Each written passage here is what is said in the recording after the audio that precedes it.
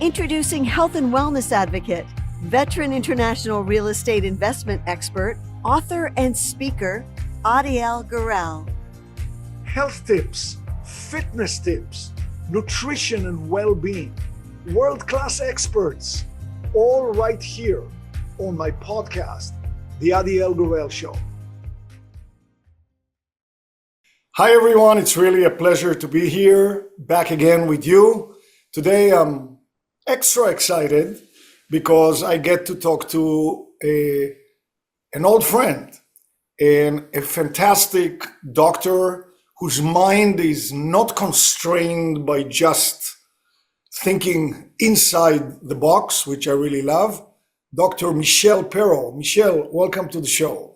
Adi, such a pleasure to be here. Thank you. So Michelle, it's almost like I'm lost as to how to begin because I know we can cover so many subjects, but I know you have your, I don't want to say pet, issues, but you have your, areas of expertise. So why don't you pick one and we'll start there.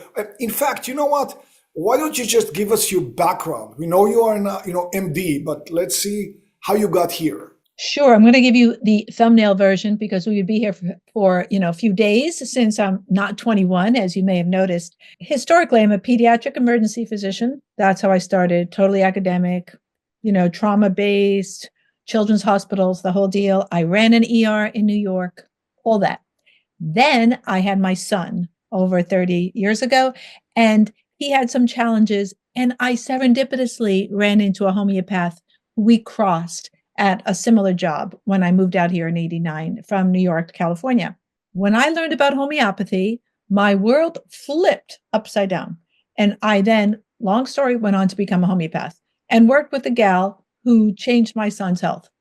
Then I learned about GMOs and pesticides from a mom, transitioned into GMOs, pesticides, then launching into environmental health issues, everything that hurts the health of our children and chronic diseases in children was my area of expertise. I wrote a book because I was not happy with the way things were going with our children's health, what's making our children sick. And I'm working on the second one, how to get them better, making our children well, running a website to teach people about the harms from genetically modified food, which we can talk about or not. And I've been doing that. Never wanted to run a website. Here I am running a website. Not trained in this, but, everybody else step back and, guess I'm here in the front line. I guess I'll do it as things may happen.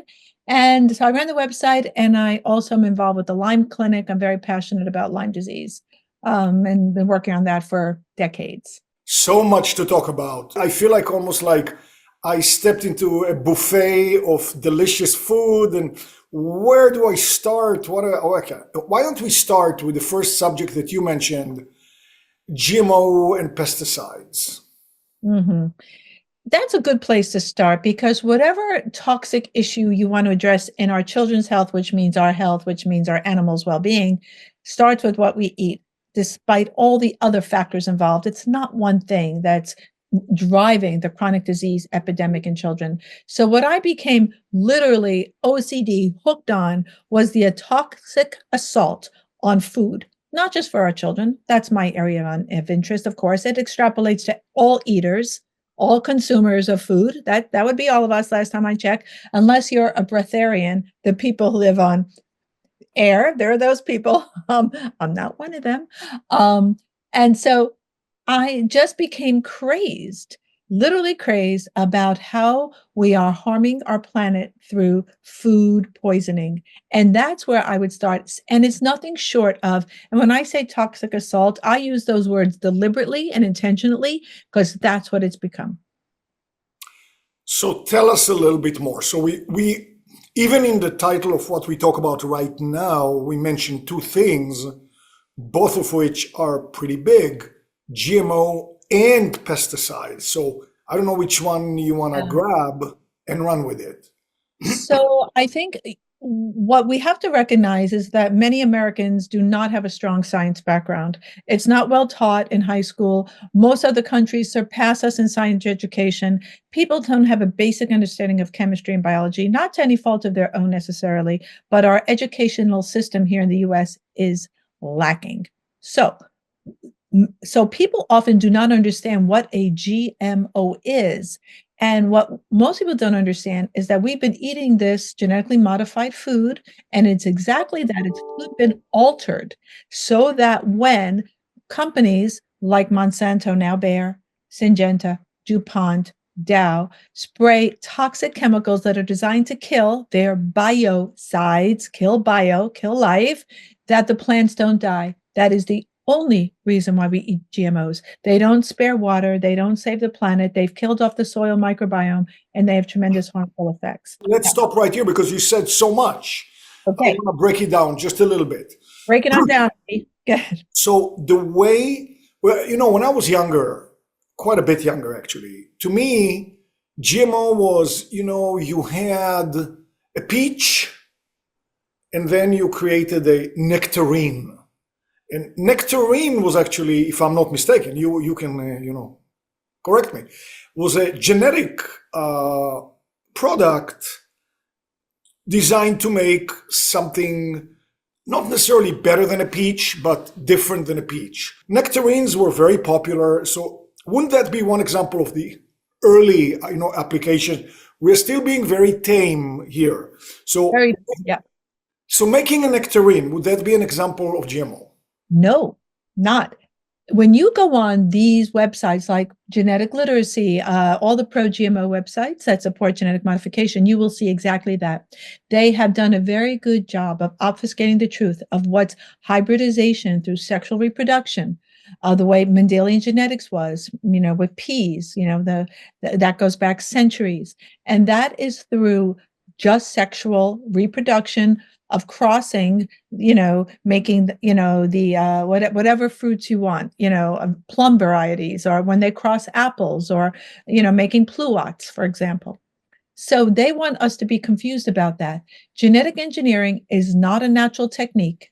They have to do a lot of things to the plant to get it to uptake the characteristic they want, which is to not die when we spray glyphosate, which is the main ingredient in Roundup, which is the main a crop associated pesticide with a crop. And we can talk about that in a minute. They have to load the plant with all kinds of nasty stuff to get it to uptake this new gene. And then they have to propagate that one genetic trait. And the plants, most of the plants will often die, and maybe one lives and then they propagate that. These seeds are not self-replicating. Farmers need to rebuy these seeds with all the chemicals that go into them and all sorts of other charges every year. So much so that there are countries, many, for example, in Africa, where they don't allow farmers to buy hybrid seeds. They want them to buy the genetically modified seeds. You need to add extra nutrients to them because they don't grow as well. They are not equivalent. The FDA, the USDA, the EPA, every other agency would like you to believe that these are equivalent, nutritionally equivalent, and GRAS, generally recognized as safe. They are not. So did I clarify the confusion? You did, and that's an important point because it's very easy to hark back to my very simple-minded example of the nectarine and those peas, where you said they are sexually selective. Basically, you are breeding for success. That's not genetically modified. Right. So this is the confusion. And so the initial GMOs, they literally took a gene gun to insert into the plant. It's a very violent kind of thing, and the plants don't want them. Since the original GMOs that were introduced, that's GMO 1.0, we've gone into way more high-tech GMOs. It's basically called CRISPR, which we can talk about, that GMOs 2.0 and beyond. And the abilities, what they have now with genetic engineering, are mind-boggling. But before we get into the mind-boggle, let's get back to we are eating these plants without our knowledge because the government passed a law, we called it the Dark Act, when states were trying to label GMOs, and that they made it a federal law that states could not individually label GMOs. So people, unless the company decides to label it as non-GMO, which doesn't mean it doesn't have pesticides, by the way, that you don't know unless the company labels it, that it's a genetically modified organism, unless you are one of the PhD parents having to scroll through all this literature, which is just crazy. Okay, let's stop right here. Obviously, my aim is always to make it useful, practical, simplified, and hopefully not very expensive. So, stopping right here and understanding that when we go and get our food, we may, unwittingly get some food that's been GMO, changed. What can we do as a first line of defense to minimize or avoid it? The first line of defense is to buy organic. If you buy organic food, and that you'll see either the USDA green and white label on there, or you'll see this little RO label, which means regenerative organic, which is what I promote now, but either one is good. The little green RO label or the USDA green and white little circle with a line, which means that if it's organic, it cannot be GMO by definition. Now, it's not to say that GMO organic crops cannot be contaminated with some GMOs. And according to the USDA, 5 to 9% of crops are now contaminated because of birds, wind, water. There's been a lot of lawsuits about that. But in general, decrease the amount of processed foods in your diet, you can avoid a significant amount of GMOs. GMOs are problematic. Pesticides are problematic. We can talk about that. But you do not eat a GMO alone without its associated pesticide. You eat them together. Organic negates that whole issue. So if I jump over to pesticides, which I want to talk about in a second here, but let's just assume there is a pesticide and it's not good. And I'm going to use an extreme example. Here is my field. I'm a farmer. My field is all organic. I grow so pure and clean. Next to it is my neighbor's field. Everything, heavy pesticides, every GMO so the plants don't die from the pesticides. Well, our fields are touching each other. No matter what you do, there's water, as you said, water runoff into my pristine veggies. And so what do we do about that? Oh, big boy. Ooh, that's a big one, because farmers have actually taken this to court. And it goes as far to say is that Monsanto Bayer, and I say Monsanto Bayer because they were bought by Bayer in 2019, have sued farmers for having GMO crops that accidentally got there through wind, birds, water, however those GMOs got there. And the classic case is a Canadian farmer who has since passed named Percy Schmeiser. He was sued by Big Ag for growing GMO crops. He didn't want GMO crops. They wound up on his field. So it can go both ways. Since we have so much weed resistance now, the Big Ag has had to create more toxic GMOs and their pesticides. And those chemicals, one is called 2,4-D, dicamba is another one, are not staying where they're supposed to go. And they're causing a lot of drift, killing the plants that are non-GMO on those other farms. This is a big problem. So farmers, or what are they having to do is some of them are growing barrier trees and around their farms to prevent the wind. It's often wind that carries the seeds, the GMO seeds.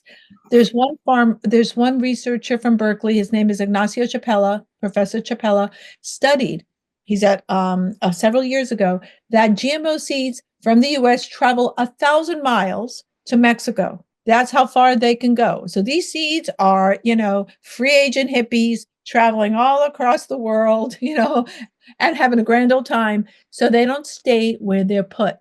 This is a problem. That's why there is cross-contamination. But still, we have studies which show that coming off this stuff, even after a week, your urine clears. You can clear them. So eating organic will 100% reduce your exposure to these toxic foods. It was very difficult to hear that not only did the organic farmer experience this unwanted effect of having GMO plants with their associated pesticides grown their land because they migrated there, but to add insult to injury, they were sued for it by somebody with huge pockets. And he took it as far as to the Canadian Supreme Court. It was like a ping pong match. He would win, then lose, and win. He finally took appeals, and he eventually lost. And I believe it likely killed him. The stress and the money that it took to. These guys have Monsanto Bayer. I mean, they make billions of dollars per year, deep pockets. Well, here's a question that I asked myself, and this is also the segue into the pesticides. So over the past few years, maybe even a decade, maybe less, the name glyphosate has been really become prominent. Regular people hear about it, people know about it. There were lawsuits, people who say they got cancer because of their exposure. There were some wins. There were wins to the tune of a few $100 million for one person.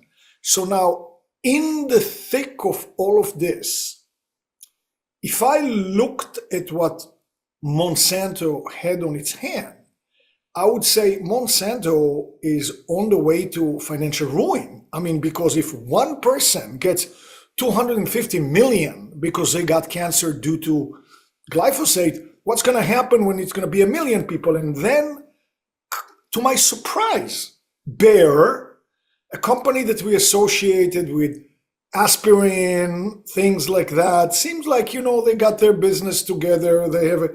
They chose to take all of this on. It seemed to the outsider like this was business suicide.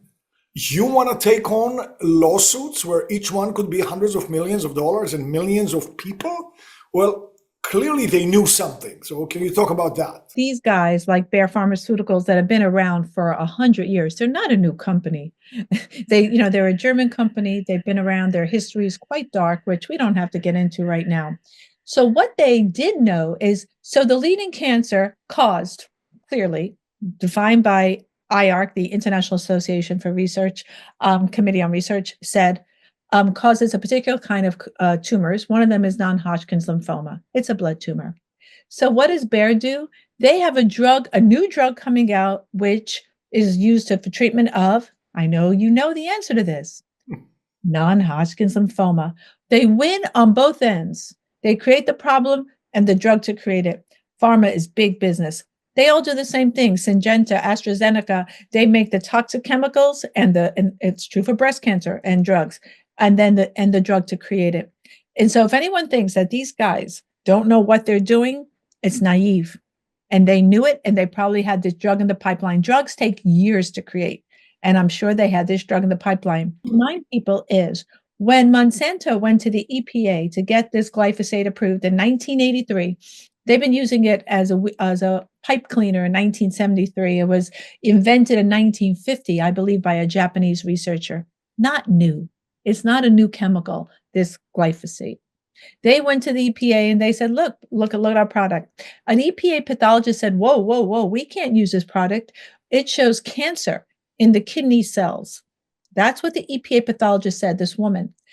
Sent it back to Monsanto at the time. Monsanto had their pathologist said, oh no, it doesn't cause cancer. Took it back to the EPA. I'm sure there was a large exchange of information about this. And lo and behold, no, it didn't cause cancer. So Monsanto knew about the cancer risk decades before the lawsuits began. This is just out of curiosity. Because of the two-sided benefit to Bayer creating the problem and then the new drug that can handle it, supposedly, it is very worthwhile for them to face the onslaught of lawsuits, which could end up, I don't know, enormous numbers. It was still worth it. I believe that would, so of course, this is my opinion and my supposition. And, looking at what I've seen so far historically, I believe this is what they think, that it is to their benefit. Yeah, they'll pay out hundreds of $millions, but when they make billions of dollars on drugs, it's kind of petty petty cash to them. Yeah, we'll pay off some lawsuits. I don't know how they keep paying these lawsuits, because when I checked about a year ago, there were hundreds of thousands of lawsuits. That's what I mean. Yes. On TV, exposed to Roundup, here and call lawyer, Yes. 1-800-lawyer. But obviously they made a calculation, and I think they were willing to take the risk. Because you'd think, again, I don't want to go into business here. That's not what we are here to talk about. But one would think that if there's a lawsuit and you're very well heeled, your lawyers can drag it out over many years and prove it. But once one of them was proven, it seems like the rest of them were going to cascade down, anyway, whatever it is. So, I mean, if people go to the farmer's market, now that's not necessarily a guarantee, because just because it's called a farmer's market, who are the farmers? What are they doing? So, I mean, assuming you and I live here in the North Bay of the San Francisco Bay area, and not far from me is the town of Petaluma. There are many farms, and many of them are organic and very nice. So the probability that if I go to the farmer's market in San Rafael on Sunday, I will luck out and be able to buy produce that is indeed clean. But if somebody goes to a farmer's market somewhere in the US, how do they know? So this is how they know. I sat on a California board as a representative, a consumer rep. And what I learned with that year I did that was that about 50% of what they're saying is organic at farmers markets is not. So what you've identified, Adi, is a real problem. So you have to get to know your farmer. If you have to go to the market regularly and talk to the farmer. Are you spraying? What are you spraying? Give me the chemicals that you're spraying. You have to become somewhat knowledgeable. And in the new book I have coming out, I have a whole section on how to identify stuff in the farmer's market, because I have found that this is a big problem. Also, if you have SNAP, which is federal assistance for food, you can use these at this farmer's markets. I want to throw that in there. That's practical. So it really behooves all of us, whether you're on federal support or you can go to the farmer's market and support local farmers. I'm all about it. Know the farmer. A lot of these farmers will be certified, but it is very expensive for these farmers to get organic certification. It's an expensive process. That may be changing in California, but we're just 1 out of 50 states. Not all the states are doing this, trying to offer farmers lower prices so they can become certified. If you can talk to the farmer and they're not certified, but they say, yes, we don't spray. The only thing we use is some vinegar to get rid of the weeds, which is non-toxic. And you develop a rapport, that's one way to know. But I'd say buy organic when you can from an organic certified farmer. If it's expensive, and it often is, because organic farming foods are not subsidized by the government. Conventionally grown foods are. Organic is not. That right there is crazy to me. But then what you do is do what I do during my tough times, is I go at the end of the farmer's market, and farmers are willing to let go of produce at a lower price and buy the imperfect food, the ugly fruits and vegetables. They call them ugly. They're imperfect. They're still good. They just don't look that good. Some of us don't look so good. So I would say shop imperfect, shop at the end of the market, and support the organic farmers. No, but I mean, okay. So in order to help me and people like me, like all of us, let's take it to the extreme. Suppose, because I live close to Petaluma, where there are many farms, I go to the farmer's market, I start making friends with a couple of farmers, or I go online and I say, okay, in Petaluma, what are 5, organic farms? And Petaluma is only 9 miles away from me. So I drive to the farm. I talk to the farmer. I get to know the farm, and then I only buy from them. And maybe even I don't go to farmer's market anymore. They just ship me a box every week or something like this. Yep. Which is not as fresh as it can be because it's a whole week, but that. So that's one extreme. Now, suppose we are talking and somebody here lives in, Milwaukee, and they say, well, hold on a second. I buy my produce and I buy my fruit at Whole Foods. And Whole Foods has those little sticky labels, or the other supermarkets, not just Whole Foods. Am I good if I go that route? You said the RO label, which stands for, RO stands for Regenerative organic. regenerative organic, or the USDA organic. Am I good going to the supermarket? Never mind, the Whole Foods, and buying those fruits and veggies with those labels? Well, this is why the toxic assault by individuals out there who are in cahoots with the government is still at large. Because until a couple of years ago, I would have said yes. Now, it may not have been as fresh, or maybe it's coming from far away. They might be shipping from Mexico, Chile, Peru. What are we doing? Eating blueberries from 9,000 miles away. This is not sustainable. So what did a company sponsored by Bill Gates and others do? They created something called Apeel, Apeel. Apeel is a waxy coat, which sustains the life of the fruit or the vegetable, which is sprayed on by the company. It can't be removed.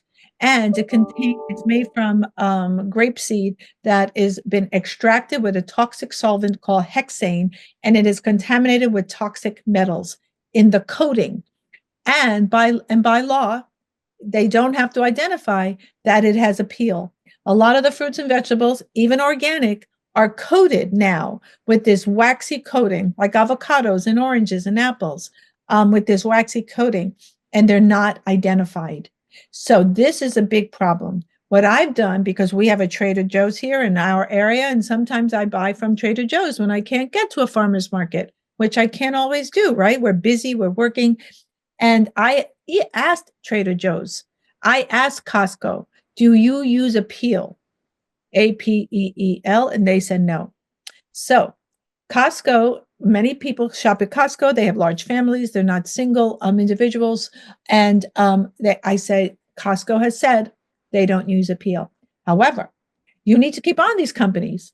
And we have to be citizen scientists. We, as consumers, because we're driving the market, we have to say to these big companies like Costco, like Trader Joe's, they answer their emails and say, do you use Apeel? Can I trust your organics? And see what they say, because it changes and they don't tell you when it changes. But let's say Costco is the largest purchaser of organics. And if you look at organic sales in the US, I'm not talking about globally, it's a straight line. It's like this. People want organics. 90% of Americans do not want to eat GMOs. They want organic. So we've gotten that message out. Sales, according to Jeffrey Smith, my friend and colleague, there's something called a 5% economic tipping point. When 5% of the population says no more, and we're buying organic, people will change and will seek out organic regenerative farmers. And that's our mission. However, what you described, that layer, which I read about before, but forgot about, and now you just brought it to the forefront again, Apeel, how do you know? You may not know. You think you're buying organic, you think you're getting... Now, let's say, okay, let's just kind of take a little trip. You bought a fruit in the market. It said organic, it had the USDA organic label, you're so happy, you come home, but it's covered with a layer. You may not be able to see that, right? You may not be able to know.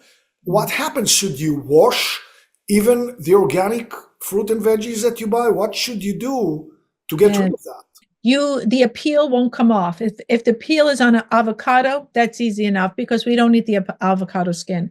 If the Apeel is on an apple, that's a problem. It doesn't wash off. Most nutrients are in the peel. That's where you get all the good stuff, the polyphenols and the flavonoids and all the stuff, all the antioxidants are in the peels. We want to be eating peels. You want to eat potato peels, apple peels, not just a fleshy fruit. It's a problem. It does not wash off. So you have to ask the stores that you frequent, do you use Apeel? They have to disclose it and tell you whether they use it or not. You have to ask them. Now, sometimes when the fruit or vegetable comes to the store, like Whole Foods, it will say it on the box. It says it Apeel, but they don't individually put it on the label of the fruits and vegetables. Okay, let's step back and make it doable and feasible. So sometimes in my business, which is real estate, people say, just talk to the bank. Okay, what does that mean? Do you stand in the street and yell at the building of the bank? No. You go inside. Who do you talk to inside? A 20-year-old clerk? What does it mean, talk to the bank? So you say, ask Costco. Well, you step into Costco and here is a 21-year-old working the counter. You can ask them, no. So you say you can send an email to the corporation. Is that what you do? That's what I do. So if I have an issue with Costco, I'll use them because we're talking about them. I send them an email and they respond. So if you go contact us, and sometimes they don't want you to find that contact us button, but if you go on their website, they all have one, and you say contact us.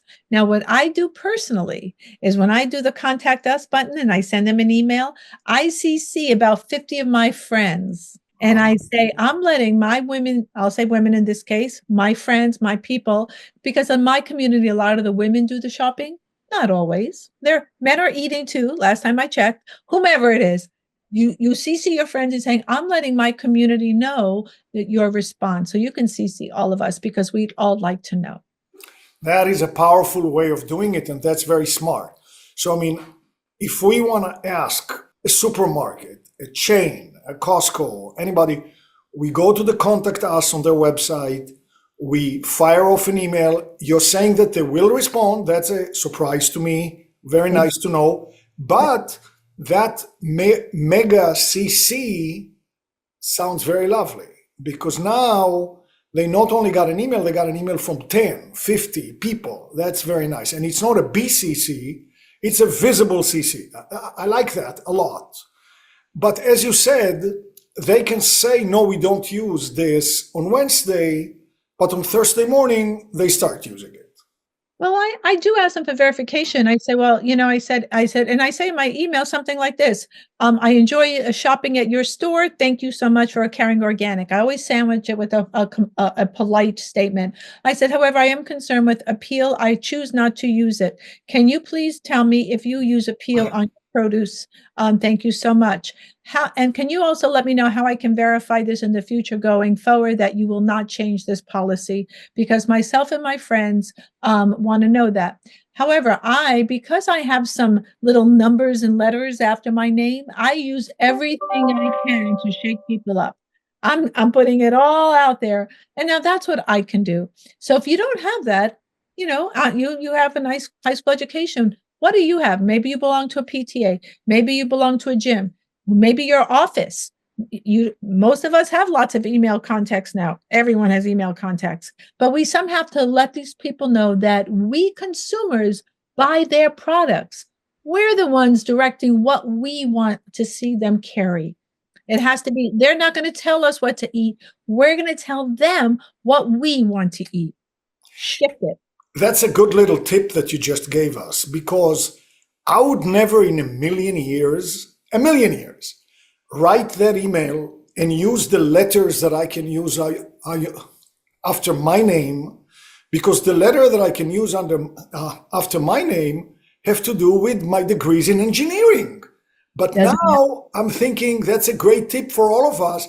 Many of you on the line may have a degree in engineering, in philosophy. Use those letters. They add a little. Never thought about that. So these are ways to shake them up, to say we're watching. And you would think that we wouldn't have to do this. Not only have we to develop a PhD to go feed our children dinner, we have to become CSI agents to understand going food shopping. Do we need a barcode to look and see? There are companies now on your phone like Yuka, Y-U-K-A, where you can look at which are the most organic ingredients. But are we going through the supermarket aisles now, scanning with our phones on barcodes to see how a food, compares? I mean, this is crazy making, especially for families. Imagine your family, like you had young kids, I had young kids. Really? The kids are running around the store and you're checking the barcodes to see if a food is okay? It's mind-boggling what we're being asked to do. I don't want to be CSI food police, but that is indeed what we've had to become to a degree. And now some of us can do it more than others. I have a nonprofit. ID, you have a podcast, you have a degree, we can do it. So hopefully for those of us who have a microphone, we can help move the needle. But it behooves all of us to do it. Whether you have a kid in a PTA or a Girl Scout or a soccer club, whatever it is, you all this is our issue, not me and you, this is all of us. Okay, going back to the appeal, is the reason behind it to keep the fruit or vegetable looking good over transport? What's the rationale there? So I'm going to give you what their rationale is and then my opinion. So the rationale is that it will prolong the shelf life of the fruit or the vegetable. Well, fruits and vegetables were meant to die after a few days. They're not meant to be eaten forever. If you leave your bananas out, you'll see them turn black in a few days, and that's what's supposed to happen. But now we've sprayed this stuff, but what we don't know is you've sprayed this toxic chemical on the fruit or the vegetable, and then what is the nutrient density? I can't find the nutrient density quality after that avocado can live for a month on your shelf. Avocados go bad in a few days. That's one. Number two is you have to look at whether this is a globalist issue to put an assault on our food supply. Now that opens up a whole new box, and it's not practical, and it's not maybe perhaps part of this podcast, but you have to wonder why.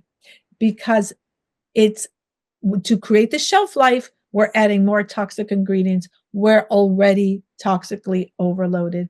It does not help us to have longer shelf life. That may be what they want. It's not what's best for the eaters. So I would say there's a bigger agenda, but we can take that offline. Adi, over a glass, I was going to say a glass of wine or a cup of tea. All right. So what happens to you when you consume that layer, the appeal? What happens to your body? So they have no data. That if you go look this up on the Appeal website, I always look at the stockholders. I say, who owns this company? That's what I do. I say, who's behind this? So that's one issue. But anyway, so I saw the hexane, which is a solvent. I know there's toxic metals in there. How much metals you're getting? Not so sure. But because we're receiving, let's just look at the metals that are in Appeal, these toxic metals. I don't know which ones have been identified, maybe arsenic, maybe aluminum, maybe cadmium. These are all toxic metals. And when we have these, now we can probably clear a few of them, but when we're getting these metals in multiple food sources, in our medications, in our air, in our water, you may not have filtered water. Maybe you have just a type of carbon filter doesn't take out everything. Then we become toxically overloaded. We overwhelm our abilities to detoxify. That detoxification happens in two places. One is your microbiome, which is the collection of organisms in your gut. They're your first line of detoxification. Remember, glyphosate, which we're all eating, is an antibiotic patented by Monsanto in 2003 and 2010 as an antibiotic. It kills off beneficial microbes. It's been shown, many studies, peer-reviewed literature. Okay, that's the one thing. The second line of detox is your liver. Our livers are under assault. How do I know that? I've been using that word left and right on this podcast because 1 in 3 Americans now has something called NAFLD, non-alcoholic fatty liver disease. It's actually called MAFLD now, metabolic associated fatty liver disease. And we know that 0.1 parts per billion, that's very small, microgram per liter, per kilogram. That's super small dose. 0.1 causes, not correlates, Adi, with non-alcoholic fatty liver disease. That's the old terminology. Shown by Dr. Michael Antoniou, a geneticist from King's College in the UK. Great paper. So, fatty liver, what's the problem? That fatty liver can progress to more inflamed liver, called NASH, non-alcoholic steatohepatitis. That can go to fibrosis of the liver, irreversible. Those early stages of fatty liver are asymptomatic, meaning people do not have any symptoms. And children have it now too. And the children most at risk are obese children. How many children are obese? 1 in 3 to 1 in 5, depending on where they live, their economics, and their ethnicity. That is an epidemic. When I was a kid, we used to have, obese kids, but maybe one in the whole year, not even in a class, in the whole set of classes of the same age, there was one, maybe two. So maybe 1 in 100. Now We you're had saying it's 1 in 3 or one one in in five. 1 in 5 children, depend on where you live and the child's ethnicity and their socioeconomic background. Children of certain ethnic groups, for example, if you are a Puerto Rican child, if you are a Native American or indigenous child, if you are a Black child, your rates are much higher. The lower socioeconomic groups, because of food deserts and the capacity to get real food, like Richmond, California, right near us, food desert. Families can't even get real food, much higher. So there's also a social justice issue. And as a pediatrician, that is not acceptable to me, that a certain population can buy this food at the farmer's market and other kids are eating food out of 7-Eleven. I'm saying unacceptable. It's so funny. When I was a kid, and my family didn't make any effort. I mean, my mom would just go to the store and buy food, or to the market and buy. She would make everything was very simple, but 95% of the kids ran around rail thin. I was rail thin for many, many years, and most of the kids were. So, I mean, that's heartbreaking to think that. Now, is there anything that can be done to help people's livers? I know that there are some supplements, maybe silymarin, maybe some other stuff. What can people do to supplement and maybe support their livers? Yeah, so you have to reduce the toxic load, like we were been discussing for this during this time. So that's pretty clear how to change your food. You can't. What I don't want people to do is go out and eat their Doritos and Coca-Cola and take their silymarin to offset the toxic effects of lifestyle. So you have to change, and change begins with you. So that's the first thing. You have to get off ultra processed foods. People have to cook their foods. Period. Everyone's back in the kitchen. Kids love knives. Teach your kid how to cut vegetables. It's a beautiful thing. So once we get through that, so how can you support your liver? There are very affordable ways to support your liver. And one is to drink lemon water. Two is to have a little apple cider vinegar. Apple cider vinegar in diluted, if you drink it straight, it can kind of mess up your teeth. It's a mild acid, and it's super healthy for your liver. And it contains a microbe called Acetobacter. Acetobacter is one of the microbes that can break down glyphosate. I'm making some of my own right around the corner here, my own apple cider vinegar. I drink my own. So I got mine cooking. Okay, simple. And that's pretty affordable that everyone can do it. Drinking lots of water. Water is filtration system, but I say you've got to use a water filter now. The days that you can use tap water are over. There was a time, maybe 50, 60 years ago, before we began fluoridating everything, and that's a whole nother topic. Okay, but let's say you've done all that. You need some more support. So there's herbal support, like silymarin, and which is like dandelion, artichoke. You can use slippery elm. You can use marshmallow root. There are different herbs that you can use for liver support. Also, what's good for your liver is glutathione. Glutathione is the body's master antioxidant. And there is glutathione, it goes down with age. And glutathione will help you process a lot of these toxic elements. And being an antioxidant, a lot of these things are oxidizers. When people say, what's an oxidizer? I say, think of it as internal rust in your body. And we take the antioxidants like vitamin C and all the good things in fruits and vegetables that give them color are antioxidants. But NAC and acetylcysteine, which is what we use in mainstream medicine for, let's say, acetaminophen overdose, Tylenol. So you can take that, and it's the rate limiting step, the precursor to glutathione. And I personally, I take some every night before I go to bed. I take a dose of NAC because it goes down. So you can do that, support your liver as well. Now, then there are homeopathics, but I don't want to get into the homeopathics because those need to be prescribed individually. But there are two standout names, and I'm just going to say them in case any people out there who love homeopathy right here, love it. Lycopodium, lycopodium is one. Chelidonium is the other. Both of those homeopathic remedies come from plants. Remedies are made from plants, animals, and minerals. And plant remedies, plant medicine, super strong. So give you a couple ideas there. So then you can do, then there are other things you can do like liver flushes through enemas. But then I really think you need to be working with a holistic practitioner if you want to get into some of those things. regarding how to do colonic flushes to clear your liver. But it all starts with what you're putting in your mouth. Yes. Michelle, why don't we segue over to the side a little bit and talk about stuff that doesn't just, pollute and clogs and rusts, but stuff that could nourish and make it better. So why don't we talk about light, specifically sunlight? Oh my gosh, yeah. So, my gosh. Okay.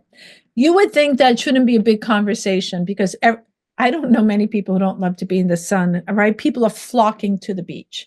80% of the US population lives on the coast. So you can get the sunlight and the water, and water also, and sunlight's a great combination, particularly ocean water. Oh, phenomenal. So why are we slathering children with, sunblock?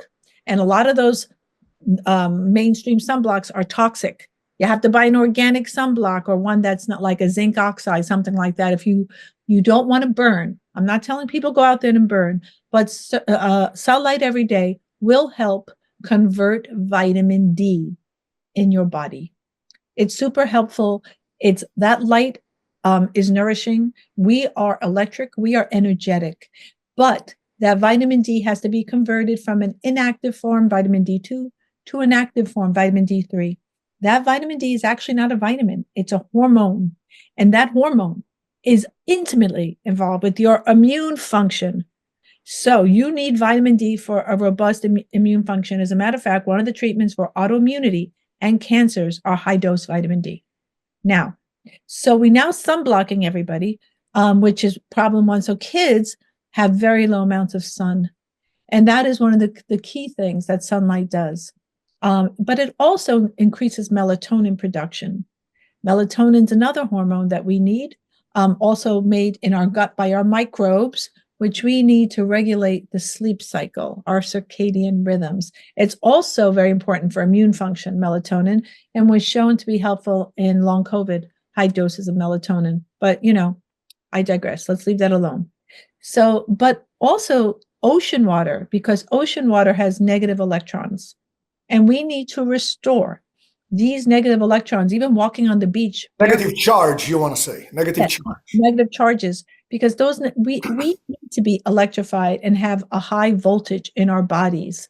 And when those negative charges are reduced, and it's actually called zeta potential, when those electric charges are reduced, cells stick together more. And we don't want our cells, like our red blood cells, clumping. We want them electrically charged and bouncing off each other to flow through our bodies and carry the oxygen. Without oxygen, we don't survive. And that is based on a strong electric charge via grounding.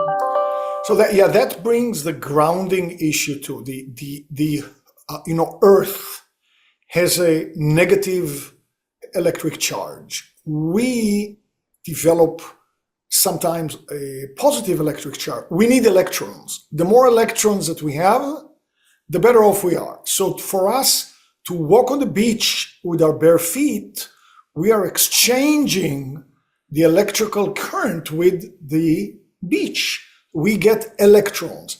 Strangely, even if you know the expression hug a tree hugger. We are in California, hug a tree. Well, that's the idea. But if you just stand near a tree and you simply grab a couple of leaves, you're doing, and you get electrons because the tree is rooted right there. So people talk about grounding, the stuff you can buy there, half sheets you can put on your bed that you put into the ground socket in your home.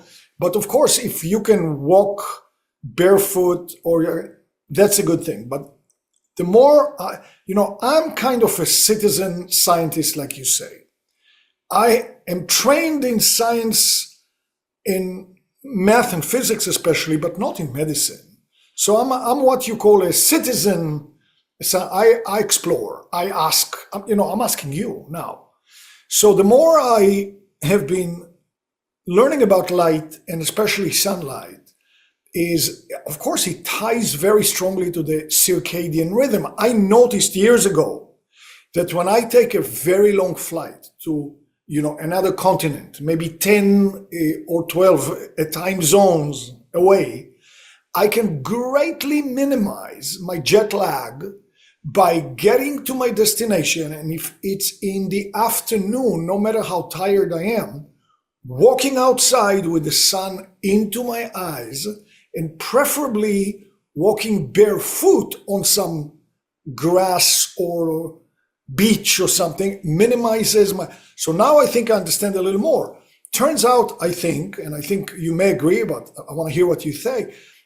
Getting the sunlight in the morning, the sunrise, helps set this major clock that is our circadian. When you think about our body, we have trillions of cells, right?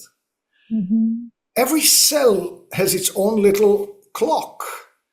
Things happen in the cell that are timed. But we have trillions of clocks, but the master clock, I think, it's the morning light.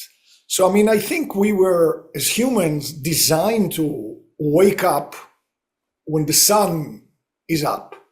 We get exposed to the sunlight, our master clock gets set right. That affects the melatonin later on, all of that stuff. And then ideally, this is an ideal world, we simply go to bed when it's dark. Well, of course, it's not easy to live life like this now, because when your friends call and say, hey, let's meet for dinner at 8, all right. But what do you think of all that? I am with you. There's no doubt that there is an effect of the sunlight on the retina, which is the back part of your eye. And there's a lot of people now who talk about staring into the sun. You've got to be really careful with that and do it at a certain level. I personally don't, because you have to follow your intuition as well. And it never felt right to me. But I do believe about sunrise and sun setting. Absolutely. When your circadian rhythms are activated by sunlight. For people who work night shifts, they have poor health because they don't experience that circadian-itis, that circadian rhythm. So I am with you 100% on there.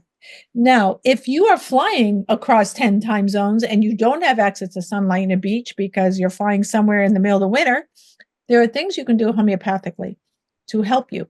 And there's 2 products I recommend. One are homeopathic cell salts. CELL, salt. And that's a homeopathic 12 minerals made by Dr. Schussler, who was a German homeopath, brilliant guy, 100 some odd years ago. And those cell salts can help recharge your battery. They're homeopathic minerals. The other food I like that I travel with, this is what I do when I travel many time zones, is take something called cell food.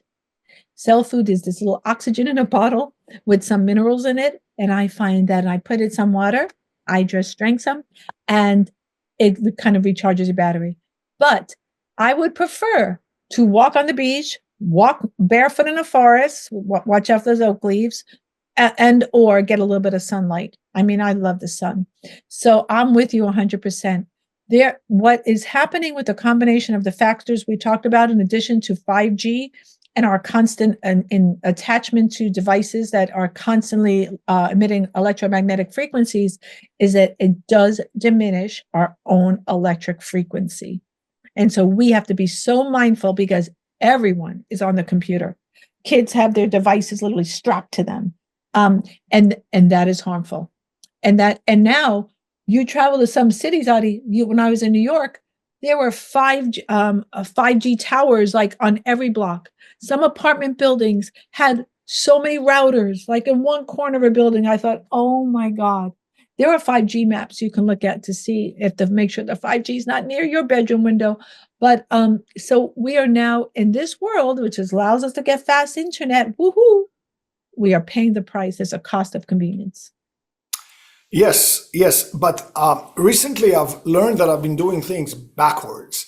First of all, the notion of looking into the sun to me sounds crazy. I would not do it, but I did get a little unexpected benefit. Recently, I went on a major hike in the sun and I was super tired, and I went to bed at 10 p.m., which is not usual for me.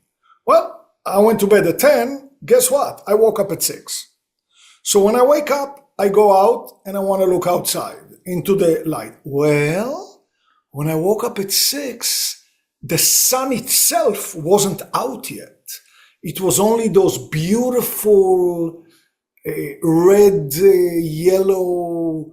It was the sunrise, and I could look straight into where the sunrise was because the ball of fire wasn't there to scorch my eyes. That was an amazing treat. I walked around looking into the sunrise and enjoying every moment, and then the big ball came, and oh my God, I can't look into that thing. But I mean, I've been using not only my regular glasses, which we all know have UVA and UVB coating. I mean, they repel UVA and UVB, but in addition, I have sunglasses that I put on top of it. So when I was hiking on the mountain, I had not only this barrier, I had the sunglasses on top and a hat because it's still kind of. Well, I learned, and only recently, no, I want to look at the sky in the daytime with no interference, no glasses. Mm-hmm. And in fact, when I would go home and I would look into my cell phone, which is a source of blue light, I many times would look without my glasses so I can see a little closer. Well, it turns out it's the opposite. I should use the barrier when I look at my cell phone, which is also going to make me look from further away, and not use the barrier when I'm out inside. For me, this is all new. What do you think of that? I think it's absolutely true because we know that blue light from our devices actually harms our eyes. And I have no doubt it's one of the drivers for this cataract explosion that is now affecting our population. So I have blue filters on all my devices, including my glasses. And I normally wear them, like even during these interviews, because I don't really need glasses to see you, but you'll even see my blue light filter on my readers. So we all need blue filter blockers. They are damaging to the eyes, and I believe that to be true. I also agree with your point about looking at the sun, although there are sun gazers out there. It's a whole thing of being a sun gazer. You know, there's a certain amount of individuation and common sense that one must employ. What might be good for your health may not be good for mine. So again, practice individualized medicine. When I'm out and doing exercise outside, I don't wear any glasses. No, I've never worn sunglasses. If it's so bright, I'll wear a hat to kind of block some of the major sun, but I let myself get exposed as best as I can, including my eyes. Because I do believe that those retinas do need some sunlight, 100%, and you have to find ways to do it. Well, I believe the retina can get the sunlight without looking into the sun. You're just walking outside. You could wear a hat with a brim. You don't have to, or you can just go like this. You don't have to look into the sun, but you can still get all of it. In fact, some people went as far as to say something that made me think. They say when you're indoors and you're looking at the sunlight, outside through your window, the window blocks a huge amount of the full spectrum that you need to get. But if you open a window, you'll get and then it got me thinking, wait a second, I'm sitting here with you. Mm-hmm. I'm looking there's a window here to my left. If I open it, will I be, and then it occurred to me, what is light? Light is particles, photons, and the photons move at the speed of light. And when I open the window, I assume, this is only me speculating, a rush of photons come into the room, and some of them will hit my retina. Even if I'm not looking at the window, I'm not looking through the window. That's just an interesting thought that I just thought about recently, and I wonder what you think about it. I've pondered that very same question. I don't have the exact answer to it, but I do know that my plants, I have house plants everywhere because they also clean the air. I love plants. And when they're near the light, they know where that light is. And they grow toward that light, even though the light is indirect lighting.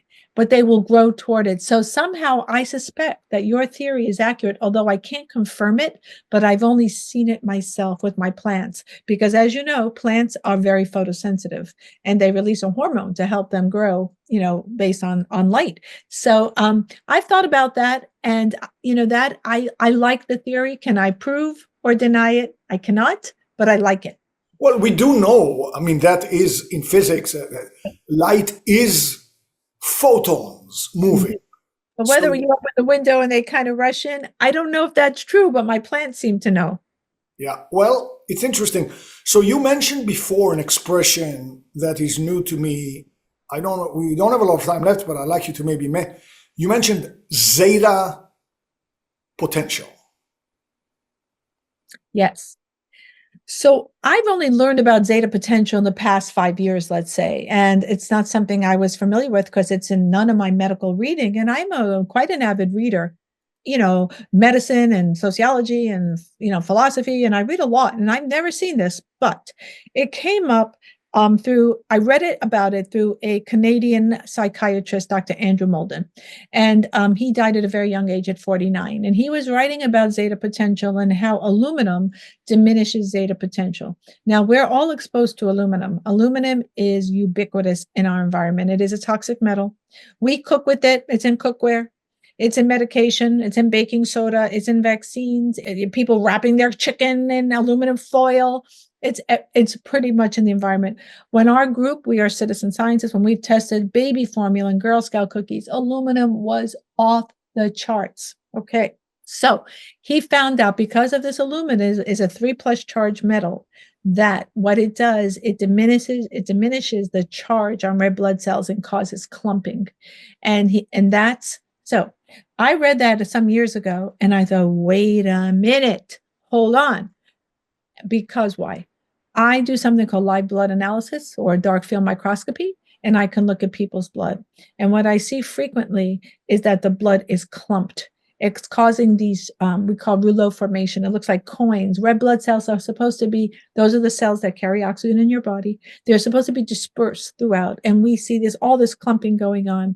And that's because of this loss of this zeta potential, which has been written about for decades. I didn't invent it. Dr. Molden didn't invent it. It's been around. I just read a book yesterday. A physician from 1999 was talking about it. And so it has to be restored to restore good health. Because what restores good health is mitochondrial function. That is a key driver of health.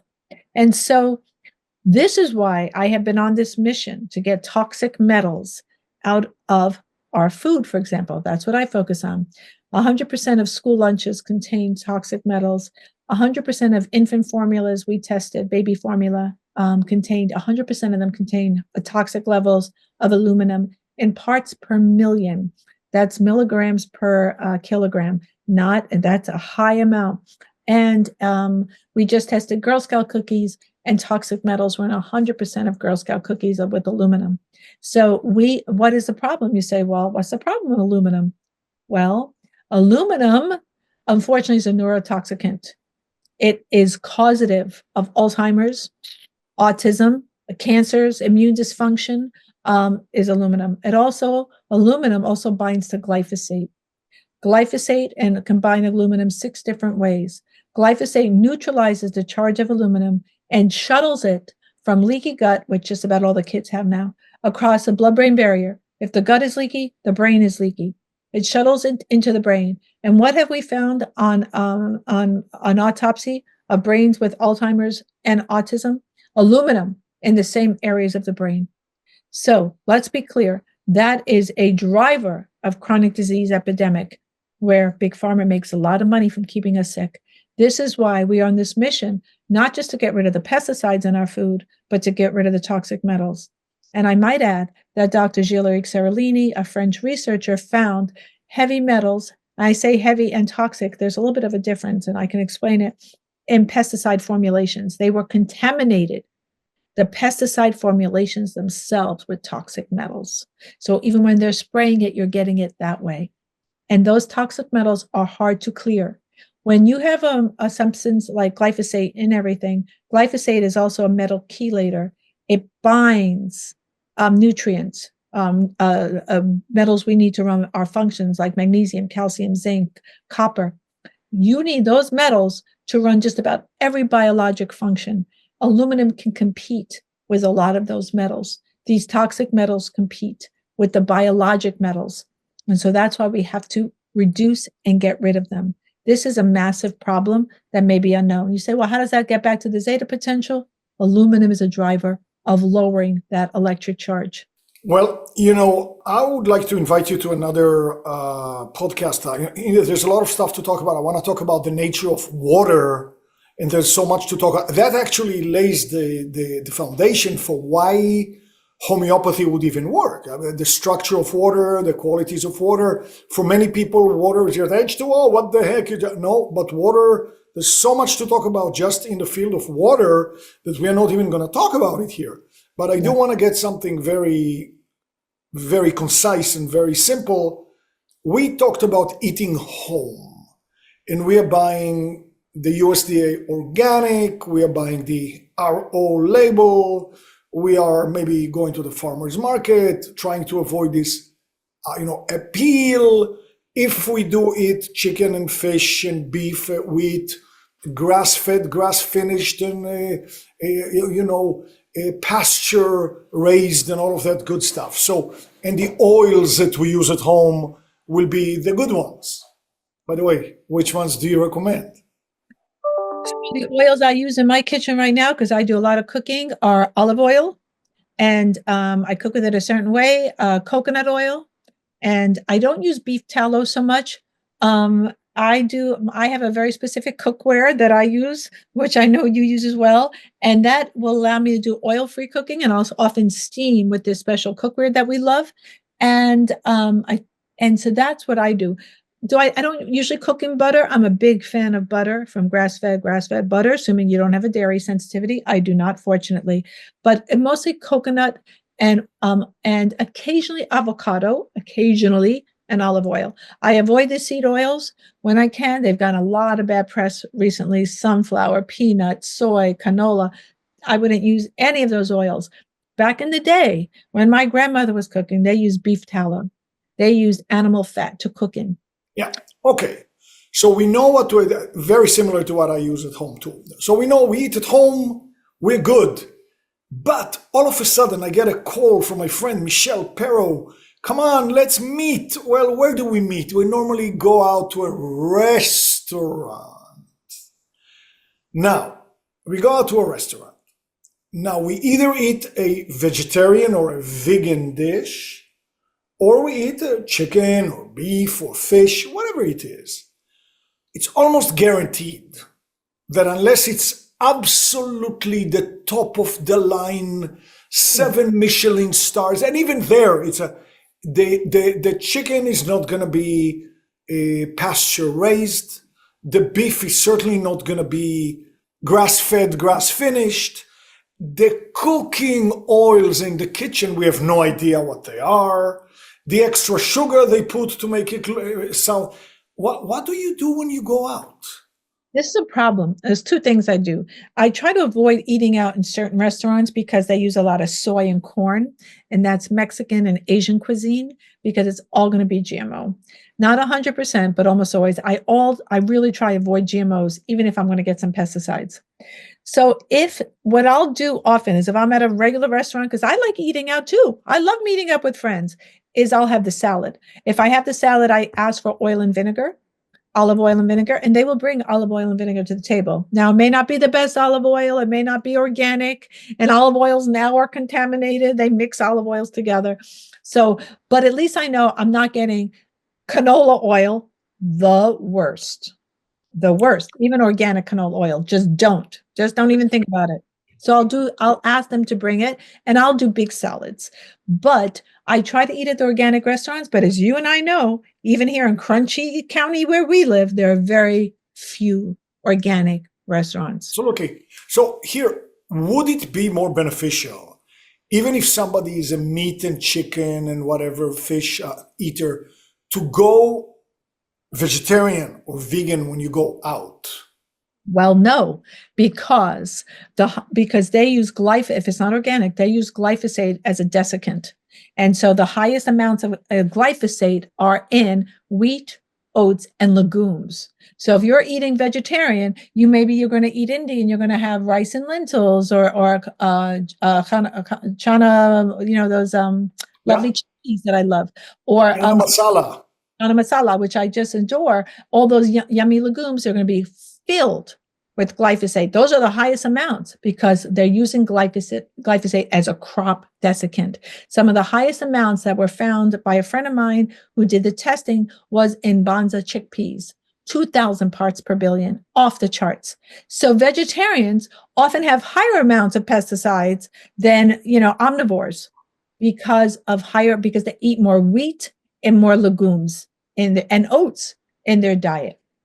But if you go to that Indian restaurant and you get the chicken tikka masala, well, that chicken is no pasture raised in any way. It's CAFO, totally grown with hormones, and that's what you are getting. It's delicious, but...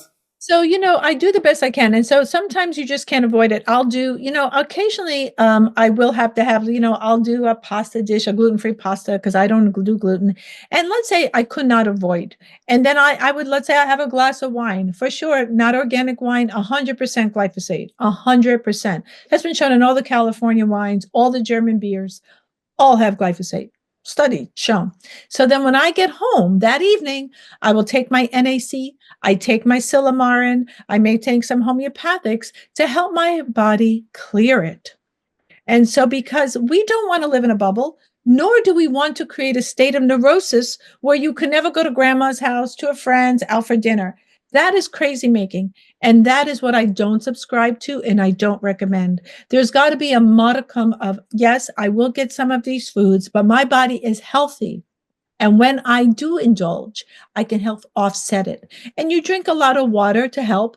And if you eat some things that disagree, you can take some digestive enzymes if necessary to help you process it if you're having discomfort. Now, I'm not saying, occasionally we'll do that because we're social creatures. And I want to meet with friends over, a snack or dinner or lunch. Absolutely. But I will avoid the GMO corn. I know what foods are genetically modified, and I will never order those foods. So if I'm getting pesticides, at least I'm not getting GMOs. So I tell people avoid corn, soy, canola. All right. And maybe a mini divorce from the devices. Many of us are now addicted to a point that but maybe sometimes 15 minutes away from it sits on the counter. What? No. Oh, yeah. Okay, start with 5 minutes. It sits on the counter. You're somewhere else. Impossible? Okay, try for 2 minutes. You know what I mean? Divorce from that thing. Yes, 100%. I plug mine in and walk away and just try to leave whenever I go sit outside or what I'm doing. I have to go down and hang out with my chickens for a while. I don't leave them alone. I let them out because I have a bobcat living under one of our decks. So we've had some interesting times here, but to separate myself and just be outdoors and not connected and to let my brain kind of think, imagine, create, and not be tied to devices. Because what happens to me, full disclosure, I'm in podcast-itis. I'm always trying to learn. So I feel like, I'm not doing anything. I can listen to a podcast. Yeah, but you're listening. You're not watching. You're listening. I'm listening. But I'd say divorce yourself from information. Let your brain just free flow. Sit and meditate. Breathe. What a concept. Look at the clouds and just sort of get off our devices because there's so much more than that. I wonder if when people say, oh my God, we went to Hawaii for a week. I felt so great. It's because I was on vacation. Maybe it was because you were looking at this blue sky and getting some real sunlight, walking on the beach with your bare feet. Maybe all of that stuff was helping. No doubt. And chances are you weren't sitting in front of a computer 8 hours a day. Many of our jobs are sitting in front of these computers all day long. And then we take little breaks, but we're back. So it's this inundation of these constant frequencies that offset our own. So we have to be on a constant resetting of our frequencies and detoxification just to stay in homeostasis. Well, Michelle, we could easily go for 6 hours, and I hope we meet again on this podcast and in many other ways. Thank you so much for taking the time to come here. Obviously, I learned a lot. Hopefully, viewers, listeners learned something too. And I appreciate that you took the time. Thanks. You're so welcome. I love chatting with you. You are an honorary, I'm not going to say MD, maybe ND, and I appreciate what you bring to the table, Adi. So thank you. Citizen scientist. Thank you so much, Michelle. Take care. Thanks for joining me today. Click the subscribe button for more video. Got a question or comment? I love questions and comments. Leave yours below. And here's another video you've got to see.